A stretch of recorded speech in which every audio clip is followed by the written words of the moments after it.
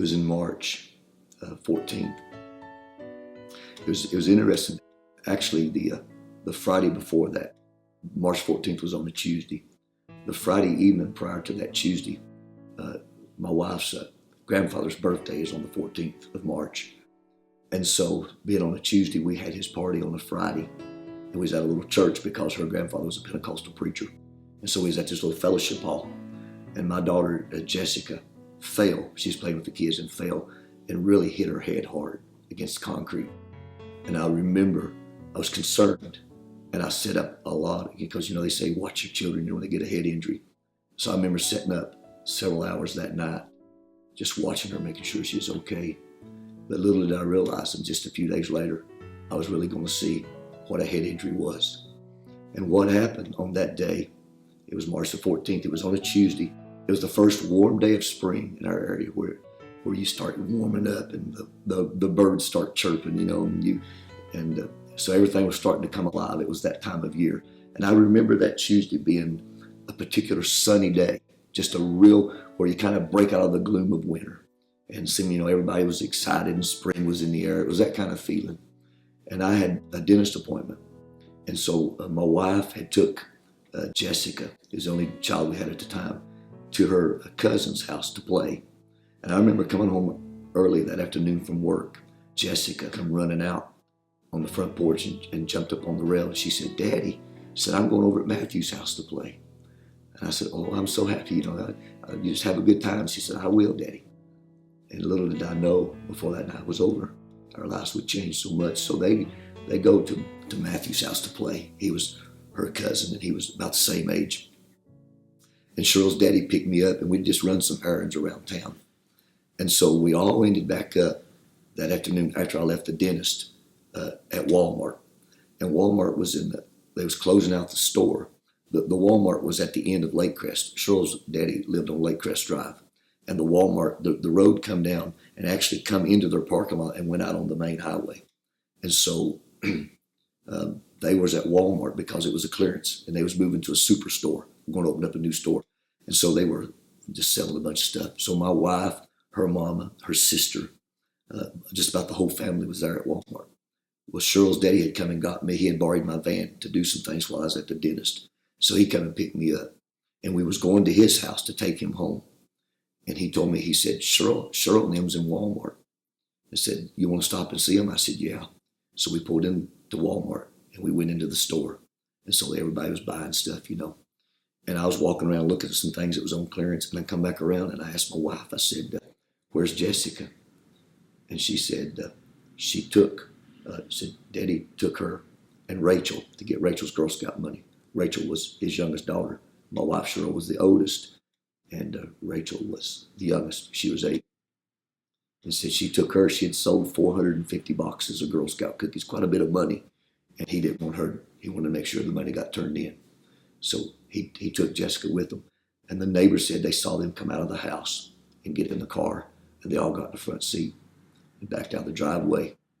And it was about 2,000 yards from where they live. Go down the hill and around the curve and down the hill. And there was a railroad tracks. And at 5:45, he somehow got in front of the train. And the train struck the car on the left side, right about the tire, where the tire was. Well, I had, my jaw was numb from being at the dentist. And so I looked around and didn't really find anything that I wanted much. So I told Cheryl's sister Yodi that I would watch her little girl, Caitlin. She was about 11 months old. And so I was holding her in my arms in the foyer of the Walmart. And I looked out the window and I saw all these ambulances. I saw this big crowd, red lights, blue lights, all these lights flashing. I thought, my goodness, there's been an accident. So I was looking at it. I could see it from where I was at. And directly this little girl come running up. And there's a woman standing over next to me. And the woman said, what's going on? And the little girl said, a car has been struck by a train. I said, there's a baby out there on the ground. I said, it's bleeding everywhere. I said, its mama's being killed. And I said, I remember I was holding Caitlin in my arms and I said, Father, whoever's family this is, have mercy on them during this time, God. Just be with them, strengthen them, help them, Lord. And it wasn't but a few minutes my wife come up to me, and she said, "You need to go to the tracks. There's been an accident." Said, "Daddy's been involved in an accident." And I said, "No, it was a baby and her mother," because that's what the little girl said. And I remember the woman telling the little girl, she said, "Just don't say no more, just be quiet." And my wife said, "No," said, "You need to go," said, "It's Daddy and them." So there I was praying for whoever was in the accident. In reality, I was praying for my own family and didn't even know it. So I handed Caitlin to my wife, and I took off running. And I'll never forget, the closer I got, the more scared I got. I crossed the tracks. They had broke the train and moved it apart. And I ran across the tracks down to where the accident was. And the car was there. And there was a tarp over the car. And I remember seeing their shoes laying on the ground. I remember seeing some pieces of clothing on the ground, just personal belongings, stuff that was in the car, tapes and stuff just scattered out. But I didn't recognize the car. And I thought, it just wasn't real. And I kept looking, and I thought, is this really our family? Because the car just didn't look like the car. And then I looked at the front of it, and I'll never forget, I saw the Malachi 4 license plate. "Behold, I send you Elijah." And I knew it was them. So I go running up to a volunteer fireman that was standing there. And I told him, I said, "This is my family." I said, "Can you tell me anything about this accident?" I said, "This is my family." He said, "Sir, I'm not allowed to tell you nothing." And I said, Come on, man, you've got to tell me something. This is my family." He said, "You need to go talk to the deputy." So I went running to the deputy sheriff. And I said, "Sir, I'm Darrell Ward. This is my family." I said, "Can you tell me anything?" He said, "Well, we have 2 that are living, and one of them's dead." And I said, "Which one's dead?" He said, "One of the girls." And I said, "Which girl?" He said, "Which girl is yours?" I said, The baby is mine, the little one. She belongs to me." He said, "Well, she's living." Of course, that meant Rachel was dead. And so at that time, I think it was Cheryl's sister that came next across the railroad track, and she just started screaming. And I remember going back and just grabbing her and just holding her up close to me, and I said, it's going to be all right, it's going to be all right. And then I think next was Cheryl's brother, Brian, he come. Next was Cheryl's mama, she come. And the last was my wife. And she was just beside herself. She was going hollering, "Where's my baby? Where's my baby? Where's my baby?" And I kept telling her, I said, "She's alive, she's alive." So there was an ambulance there. The reason they had the tarp over the car was because Rachel's body was still in it. Rachel, she was 8-year-old, beautiful, beautiful little girl. And her foot had got caught up in the dash, and it trapped her foot, and it kept her from being thrown from the car. And so her body was laying underneath the stern wheel, and her blonde hair was kind of hanging out of the door of the car. And she had suffered a broke neck. The impact of the train hitting the car had jerked her neck and actually broke it. It's a quite common accident from a train car collision. So they say she died on impact from a broke neck. So that's why they had the tarp over the car. And so they had an ambulance there for Rachel's body, and they'd already took my little girl, and they'd already took Homer to the hospital by ambulance. By the time I had got there, they was already gone. And so I asked them if we could use the ambulance for my family. So I put my family up in the back of the ambulance, and we prayed. And I remember praying to the Lord, and I said, "Father, you bring us to your banquet table, and your banner over us is love. And no matter what happens in our life, we know that you love us simply because you said so. So we just trust you." So we just had a prayer with the family, and they went on to the hospital. I went back to Walmart. In those days, there wasn't too many cell phones. And I went back to Walmart and used a payphone and called my brother-in-law. I told him, I said, "I need your help. There's been a bad accident. Rachel's dead. Homer and Jessica's in bad shape." And so he said, "I'll come." And so by that time, words just one to the other. By the time we got to the hospital, it wasn't an hour or so. There was over 200 people there. They come from everywhere to the waiting room. And a nurse come to me and said, "Mr. Ward, could you ask some of these people to leave? We got no room to fill up the whole emergency." And I said, "Ma'am, these people come down here to be with my family." I said, how can I ask them to leave?" And so that's kind of where we was at that time. Good evening, and thanks for joining us. A tragic story leads our news tonight. A Kingsport man and his daughter are dead after their car collided with a CSX train. Officials with the Sullivan County Sheriff's Department say the accident happened just before 6 o'clock tonight on Lake Crest Drive in Colonial Heights. Deputies say 56-year-old Homer Arnold was on his way to Walmart with his 8-year-old daughter Rachel and his granddaughter 2.5-year-old Jessica Leanne Ward of Jonesboro. Police say Jessica Ward is in critical condition tonight, and police also say no one was wearing their seatbelts and Jessica was not in a child restraint seat.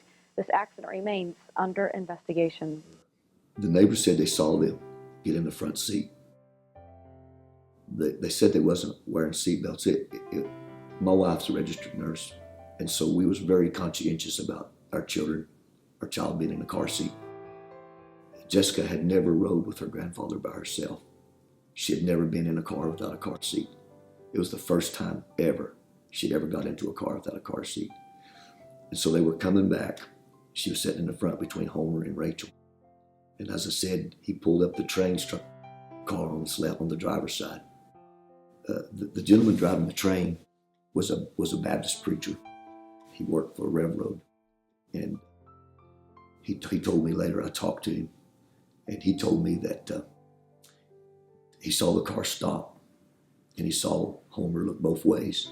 He said then he just looked right up at him. He said he just pulled right out in front of me. He said the last thing I seen was him looking at me. And because he sits up so high in the car passed out of his view right before it struck the train. The train struck it because of the height, So he said the last thing I saw was him looking up at me, and then I felt the impact of the car. And the train took the car with it, and then it kind of disengaged from the train and flipped up in the air and hit the ground and started rolling. There's a little girl that was playing in the backyard of this house where the car come to a stop because it was in the area where they lived. And the little girl was 8-year-old. Her name also was Rachel. And her mama saw the accident, and she saw the car, and she started screaming for her daughter to run. And so her daughter was running, and the car was rolling behind her as she ran. The car went up in the air, it started flipping, and it hit the ground, it started rolling. And it rolled all the way down off the bank into their yard. But when the car flipped, from what we understand, Cheryl's daddy come out of the car. He was thrown from the car. He landed on his belly. And his hands and arms was up underneath him. And the engineer said he actually saw him sliding on his stomach, and he struck a wood pile with his head. And that's actually what killed him. He had a severe brain injury from the striking the wood pile. As I said, Rachel was trapped in the car and was able to come out. It broke her neck. Jessica, she was 2.5-year-old at the time. She was riding in the front seat. She had on a little pair of white sandals. And when she come out of the car, she come over the seat into the back of the car and took out the left rear window with her head. She actually busted out that glass with her head. And she was thrown 60 foot from the car, and she landed on top of a breather because when the train struck the car, it just exploded, and pieces of the engine actually turned the engine around sideways in the car. It hit so hard.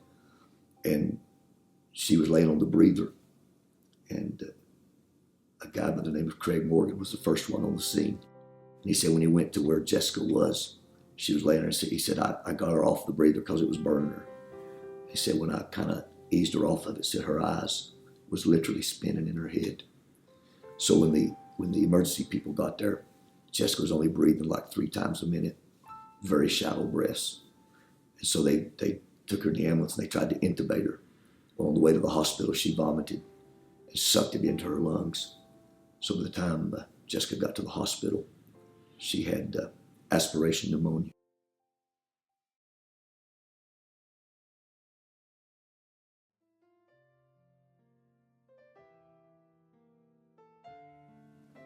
So we really didn't know the extent of her injuries until we was able to get to the hospital.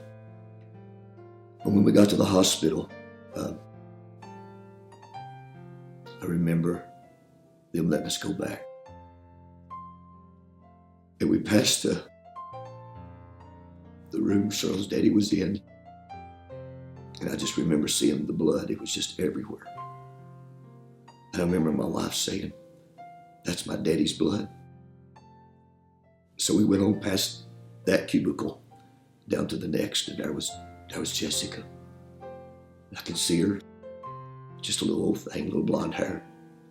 She had leaves in her hair. Her little face was bloody. They had a neck collar on her.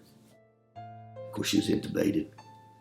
When I walked in, a doctor friend of mine that I worked with because I worked in surgery, I looked up and I saw him. He said, "Oh my God, Darrell." I said, "Please don't tell me this is your daughter." I said, "Mark, how bad is she?"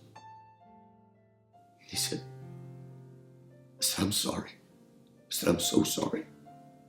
He said, "She's just hurt too bad to live." He said, "She's got too many injuries." And I said, "What are you looking at?" He said, her right femur is completely broke. He said, "She's got shocked kidneys. She's bleeding from her kidneys. She tore her spleen. She's bruised her heart. She got pulmonary contusions, which means she tore her lungs. Her teeth come through her jaw, cut through her jaw." And he said, "She's got pneumonia." He said, but Darrell said, "The biggest thing is her head."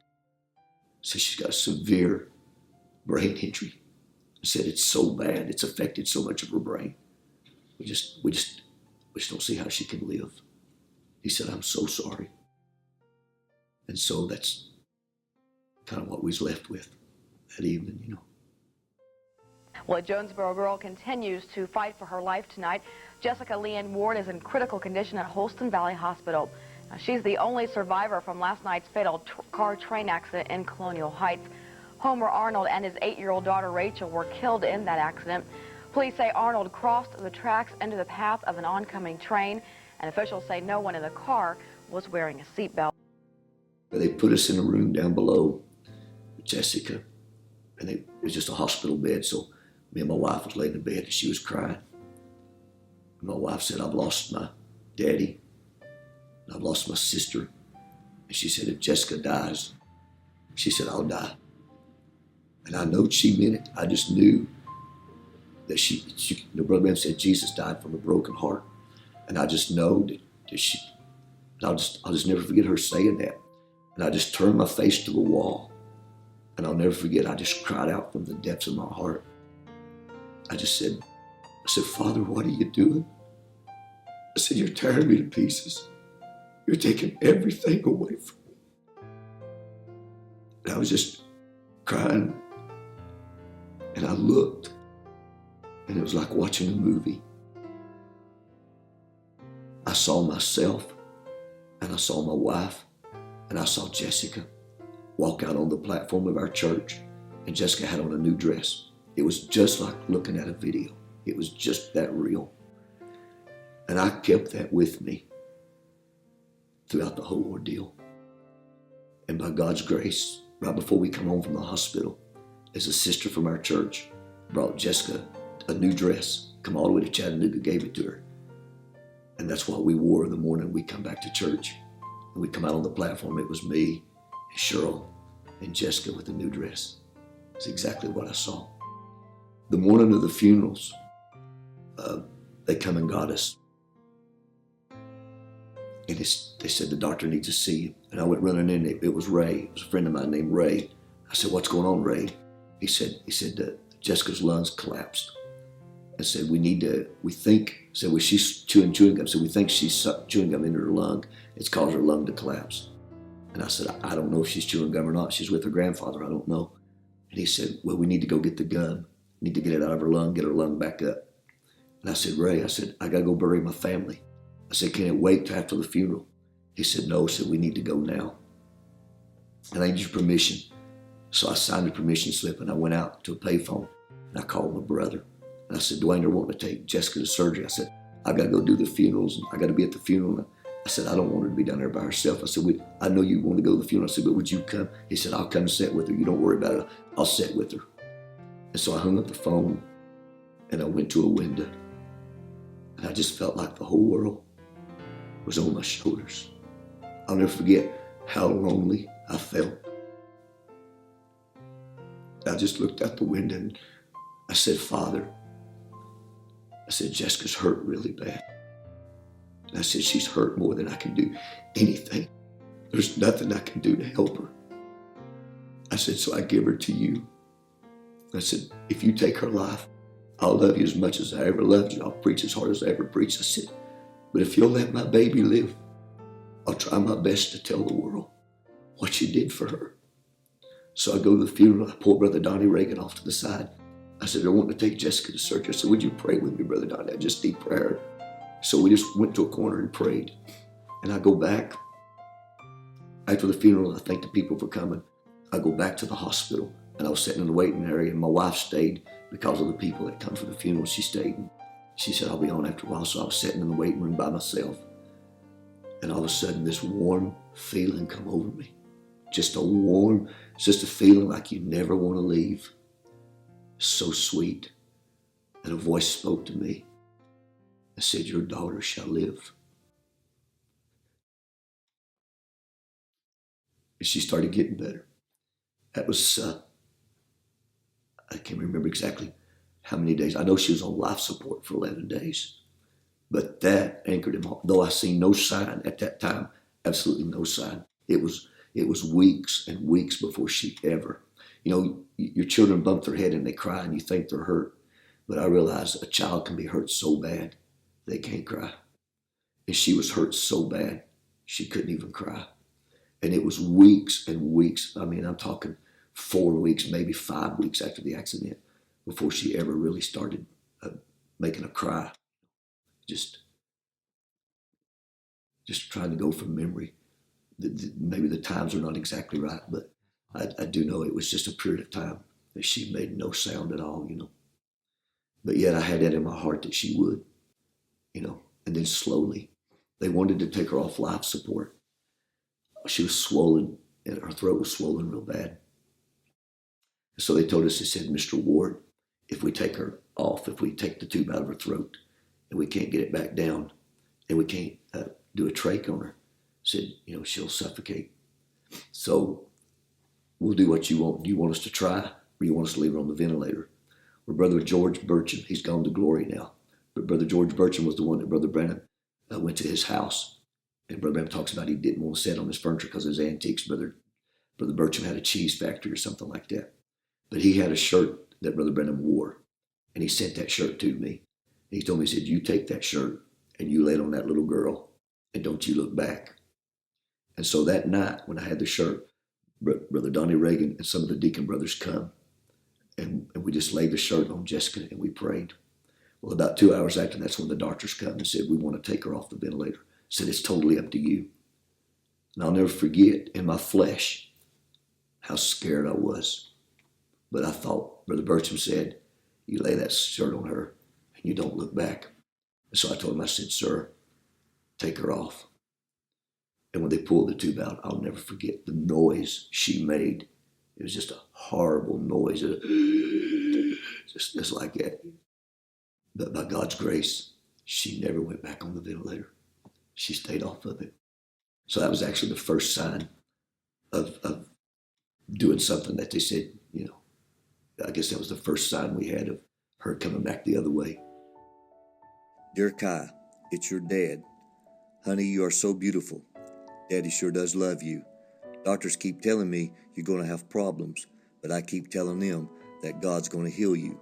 I can't wait till me and you and Mommy come back to show them that we serve a living God. You're a miracle in the making. Daddy's still waiting to hold you. Mama got to hold you today. See the picture. But I will get too soon. I love you. It will be a miracle tomorrow. If not, the next day. Love, Dad. Day 14, 2 weeks after the wreck. Still, we wait.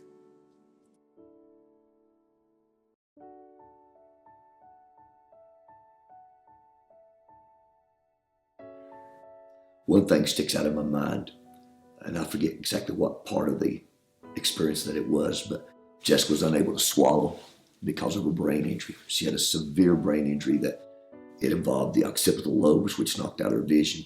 She also had brain shearing, where her brain struck the front of her head and it tore the brain. And so she had blood on the brain. She had brain shears, but the biggest part of her brain injury was at the cerebellum.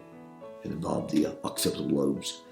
And it's a condition called flash edema, where they hit the ground and the brain swelled and it pinched the blood supply off to the brain.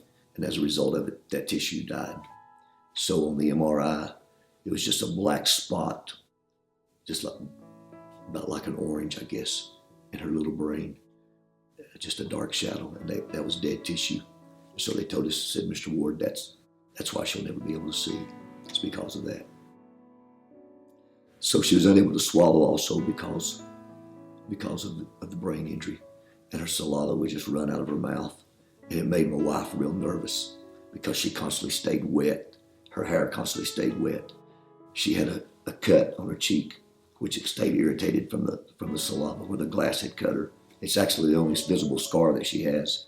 The glass that cut her head is up in her hairline. She's got a hole in the back of her head that you can put your finger in. Even today, you stick your finger back there and feel the hole. We didn't even know she had that until weeks after the accident before we ever realized she had that place in the back of her head. But they never really addressed those things because they never really thought she would live. And so one thing was with the swallowing, and it really made my wife nervous. And I noticed one evening my wife was really down. So I told her, I said, honey, why don't you go home tonight and get some rest? And it was about just a few minutes, maybe 2 minutes before midnight. And they had come in because Jessica had pneumonia. They was giving her treatments. And so they was giving her treatment, and just all of a sudden, Jessica goes like that. And when she does, she started swallowing. So the next morning, my wife called and she said, how's she doing? I said, she's doing better. I said, she started swallowing last night. And my wife just started crying. And she said, I was so down. I said, well, I could tell you was. She said, because I had prayed and asked the Lord because it made me so nervous. Her saliva, just running out of her mouth, and said, I asked the Lord, would you let her swallow before the night was over? And she said it was getting late and it just looked like it wasn't going to happen. And she said, I was just down. But God honored her prayer.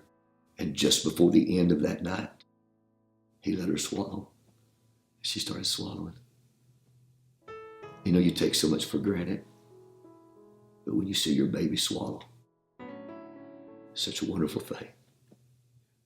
I remember telling my wife, I said, if we had 2 yachts, if we had a summer home and a winter home, what good would it do us now? Our baby laying here like this. I said, I'd give the shoes off my feet just to hear her say, I love you, Daddy. And so one thing I learned, that the only 2 things really matter in life is your family and your walk with God. Because everything else, you can be the richest man in the world, but if your baby's laying like that, what good's your money? I learned a valuable lesson that evening, just how precious family is.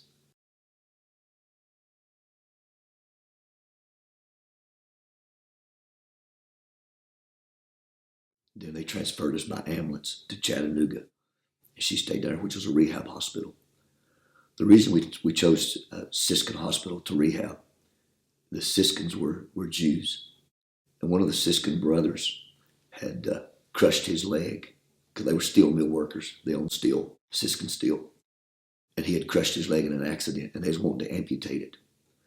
And he prayed to God and told God, if you'll spare my leg, I'll build a rehab facility with my money for people who has accidents and stuff like that. And God spared his leg. And he was true to his word and built that hospital. Well, when they come to me and told me that's how Siskin Hospital got started, I said, that's where we want to take her. Because we had a choice of several different places. But when I saw the hospital was built on a miracle, I thought that's where I wanted to be. I wanted to be. And one thing I learned, when we got at Hostin Valley, because that's where the accident happened, I don't want to say it like this, but it was like we were celebrities. We was the family that the train struck the car. People passed us in the hallway, and I remember hearing people say, that's that little girl's daddy. You could hear them and pass, because it was in the newspapers, it was on the news, it was everywhere, what had happened. But when we went to Chattanooga, we was just another person that something bad had happened to. The boy across from us, his father put him in scalding water and burned him. Kid down below us broke his neck in a car wreck. The kid up above us broke their neck in a car wreck. So everybody there, something bad. So he was just another statistic. But I'll never forget that when we was there, even though we was there with other people that bad things had happened to, I felt like we were different because I felt like we had the cream of the crop praying for us. When you got God's people praying for you, something good's got to happen.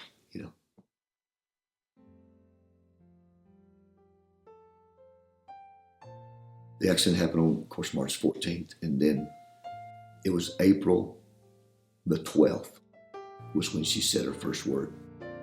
We'd already been transferred to Chattanooga. We went to Chattanooga with a child who couldn't see and couldn't speak, couldn't sit up. She had no control over her body. If you raised her up, she was almost like a rag doll. Her arms just fell any direction they wanted to fall. Her legs went any direction. She had no control over her body at all. So that's what we had when we got to Chattanooga.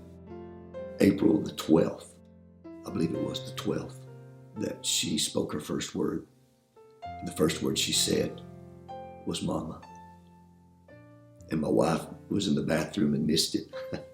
But I was holding her. She wanted to sit up, but she wasn't able. And so they had a little, because she was just a baby, she was almost 3, so they had her like in a baby type crib with metal rail sidings. And Jessica wanted to sit up, but she wasn't able to sit up. But she wanted to sit up. And so I would hold her up with my hand on her back and my hand on her chest. And I would hold her until I just couldn't stand to lay across that rail anymore. And I would go around to the other side and hold her until both sides of my ribs were so sore I couldn't hardly touch them. So along about that time in April, it was Easter. And I actually have a picture. My Uncle Calvin come down, the one that told me about Cheryl, my wife, and my Aunt Ruth, they come down. My mom and daddy come down for Easter to Chattanooga, and we went out to a little rose garden. And they built a wheelchair for Jessica. And because she had no control over her body, we actually got pictures of the chair, but it supported her neck, it supported her ribs, supported her legs and her ankles. It was just a little old blue wheelchair. And she was blind. She couldn't see, couldn't walk.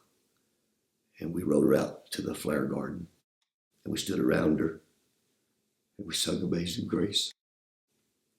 And had a little church service that morning for Easter with my baby. That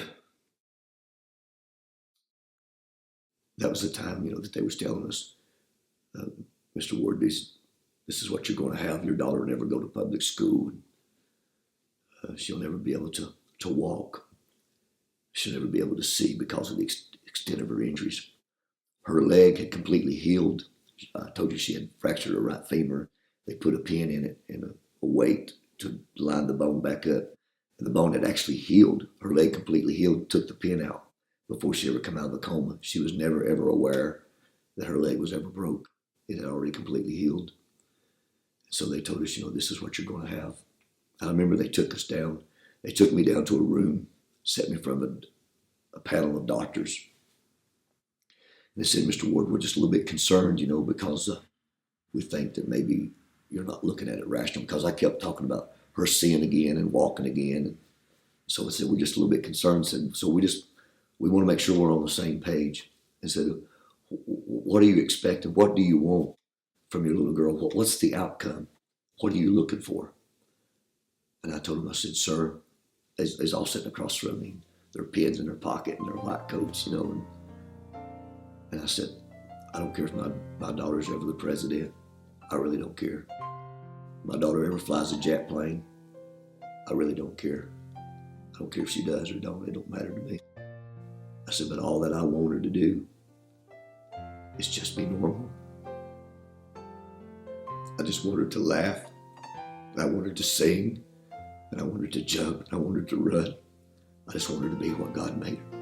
That's all I'm wanting. Just for her to be normal. It was long about that time that she started making recovery where she could speak. It was about April the 12th. She said her first words. Once she started talking, a lot of the things started coming back pretty fast. She started recalling people's names, but she talked real slow. She would say, I love you, Mommy. Like that. Her voice was real raspy. Where's Mommy work? Yes. And so I would give her, I just couldn't stand thoughts of my baby being blind. And I know that God had provided a lamb for her eyes. And I know that, in the old Bible days that they used lambs for seeing eye animals, like they use a dog today. In those days they used a lamb. And so I know that blind Bartimaeus had given his lamb to God. And Brother Ram said when blind Bartimaeus gave his lamb to God, then God gave him a lamb. And so I started reading Isaiah 53 every morning to Jessica in the hospital. And I'd say he was wounded for Jessica's transgressions. And by his stripes, Jessica's healed. And so I told her, I said, Jessica, do you see your daddy? And she said, no, Daddy, I can't see you. And I said, but you will. I said, you will see Daddy again because God provided a lamb for your eyes. And so every day I'd sit her on my lap, and every day I'd ask her, can she see me? And I remember her little hand. She'd take it and she'd rub my face and she'd say, you're such a pretty daddy. But she couldn't see me. She'd feel my watch and she'd say, that's a nice watch, Daddy. But my heart I didn't want her to be blind. I kept telling her, I said, honey, you'll see Daddy again. I said, you'll see me again. And I'll never forget one day. I said, Jessica, do you see Daddy? I'll never forget what she said. She said, not yet, Daddy.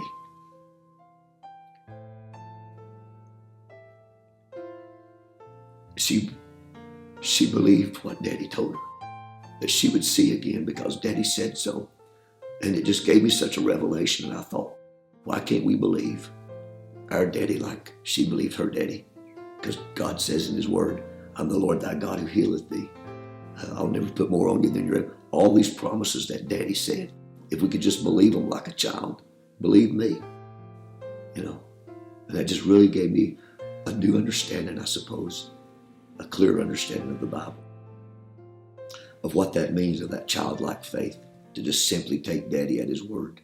No emotion, not one shred of evidence, but simply because Daddy said so, And so I forget the exact date that it happened, but we took Jessica into a room to give her a bath. And she had a feeding tube in her stomach because she was unable to swallow. And so anytime they put a feeding tube in, they have to keep it for 6 weeks. They can't just put one in one day and take it out the next week. So she needed the feeding tube for probably 4 weeks.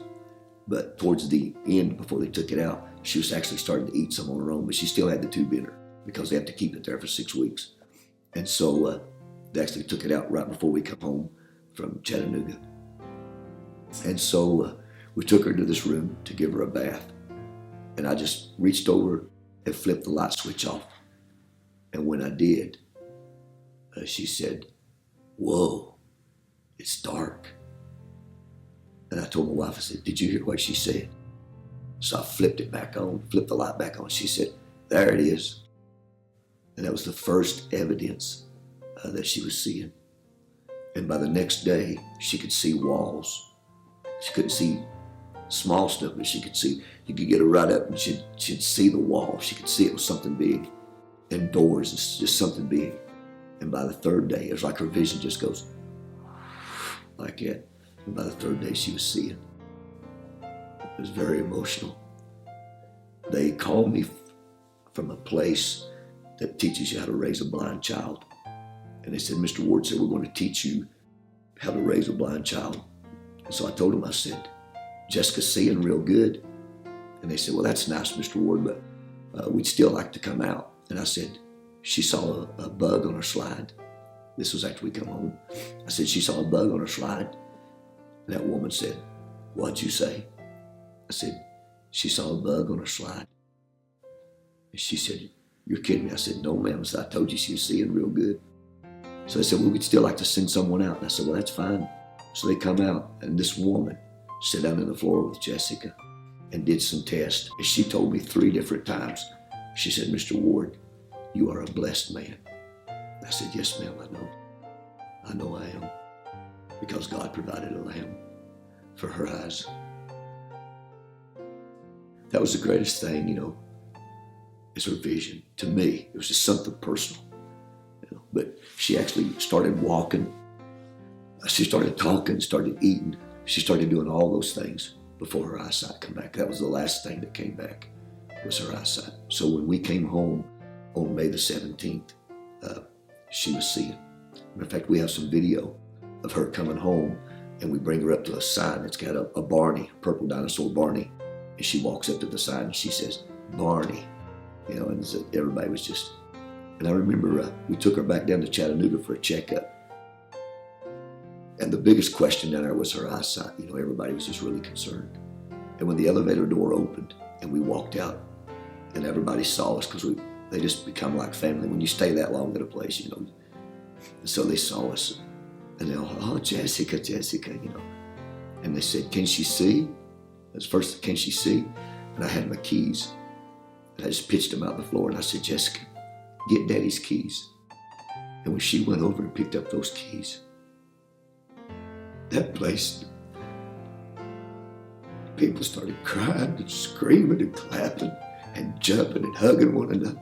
It was a very emotional time, you know, that God had opened her eyes and allowed my baby to see again.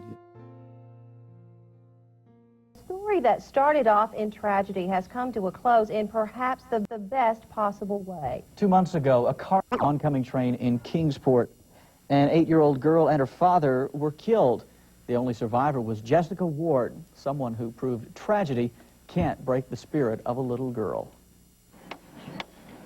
Just one day, over 3 years old, and this little girl doesn't know how close she came to losing her life.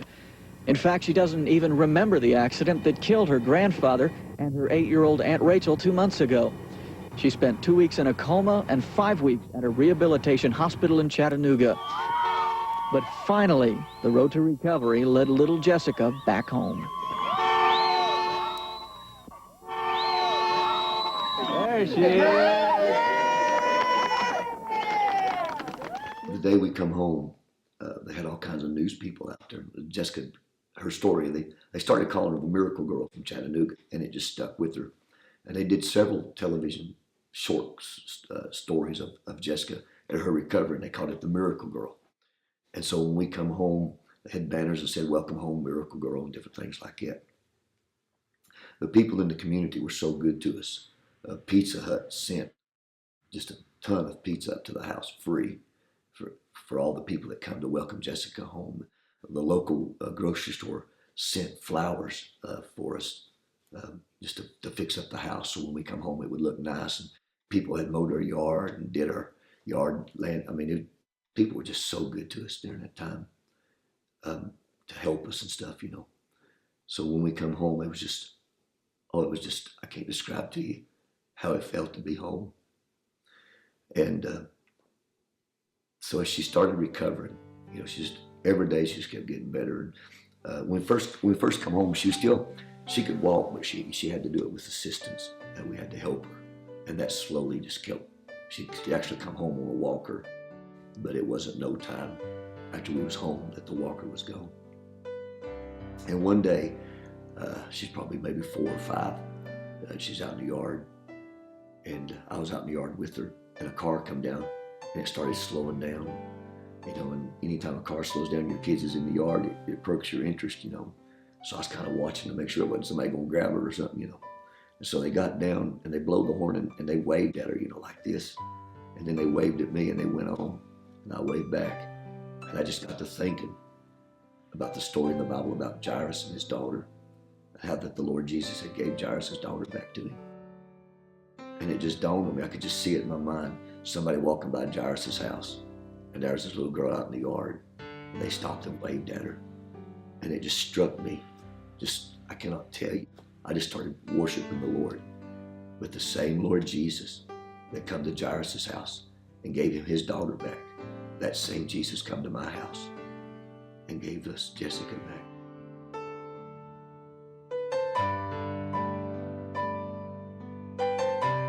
Of course, being a preacher, a full gospel preacher, before the accident, I preached on a God that heals, preached on a God that delivers. I preached those things, and I believe those things. But after going through the trial, I know, I don't know any other way to say it, I know that he's real. It's like the Hebrew children, they said, we know God's able to deliver us, but whether he will or not, that we do not know. But we do know that he's able. But after they were thrown into the fiery furnace and God came down and delivered them, they said, we know God delivered us. And the trial of going through with Jessica, it made God more real than he ever was before the trial. I'm really not good with words, but in my feeble way of trying to describe it, he was more real after the trial than he ever was before the trial. I know God was a healer. I preached God was a healer, but now I know God's a healer. I know God opens blinded eyes because I see it every day. I know God makes the lame walk because I see it every day. And people say, she just wasn't hurt that bad. But she was hurt that bad. Matter of fact, she's hurt so bad that they told me, if you're ever in a strange town and Jessica gets sick and they do a CT scan or an MRI on her head, do not let them operate, because as soon as they see her brain, they want to operate, because her injury was so bad that when the swelling went down, it left a big area in her brain. And they said because of that area, they would want to put a shunt in her. And they said, do not let them do that. So, it's not like you put up the x-ray and she's got a normal brain. If you put up the x-ray and saw it, a doctor would want to take her to surgery. But I don't look at the MRIs. I don't look at the CT scans. I just look at what I've got, And one day, Jessica come through the house, and where they put the feeding tube, she had a scar. And I always told her she was special because she had 2 belly buttons. And I always told her she was twice given. That God gave her to me at birth. Then when she got hurt so bad, God gave her back to me again. So I always tell her, Jessica, you're twice given to me. But she come through the house one day and she said, Daddy, so when's this scar going to go away? And I said, honey, that's going to be there for a while, but it'll be okay. So she's running through the house playing. She's probably 6-year-old, something like that. And I was sitting at the table and I was reading Genesis 24. I'll never forget it. Studying for a message. And I just laid my head down on my Bible and I said, Father, I said, I know you can take that scar from her body. And you've done so much for her. It would be wrong for me to doubt that you couldn't do that. I said, I know you can take that scar from her. And it just seemed like a warm feeling come over me. And a voice, it wasn't an audible voice, but something just spoke in me. I said, I could take that scar from her. And I just kind of laid there and I never moved. And it seemed like forever.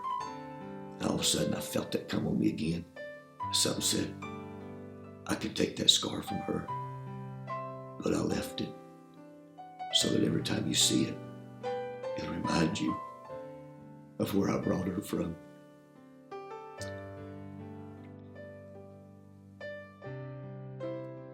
He brought her out of darkness. I remember she's in a coma. I used to sing a little song to her. I'm wishing for the one I love to find me today. And I used to tell her, I said, Jessica, come out to where Daddy's at. I said, I can't come in and get you, baby. I said, well, come to Daddy. Come back to Daddy. And the Lord Jesus brought her back to me. Today, Jessica's 20-year-old. She graduated from high school with honors. I feel like she's a beautiful young lady. She's real quiet. She don't say a whole lot. I don't like to talk about the accident. I'm just so grateful to have her. Just so grateful to have her.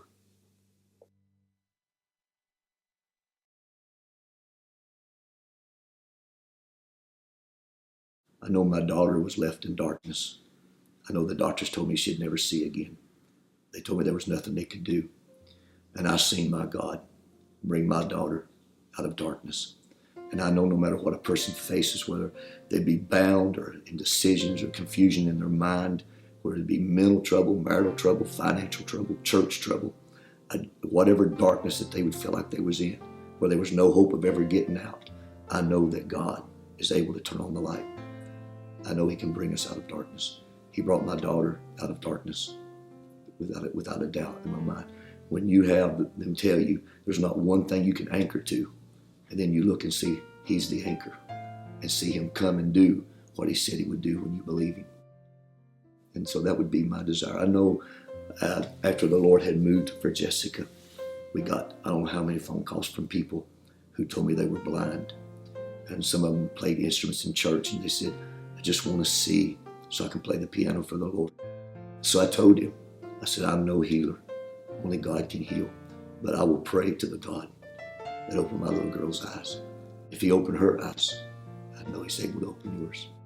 And so that's what I would say, that no matter how dark it is, there's a man who can turn on the light.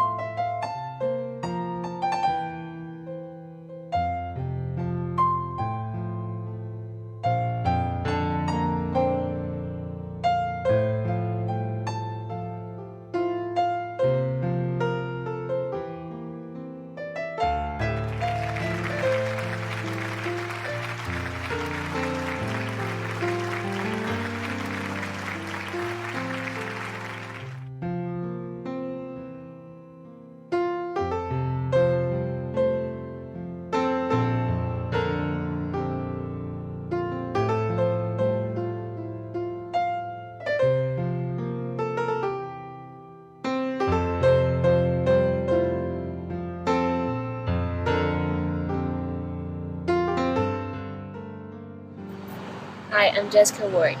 I serve an awesome God. Thank you for watching my video.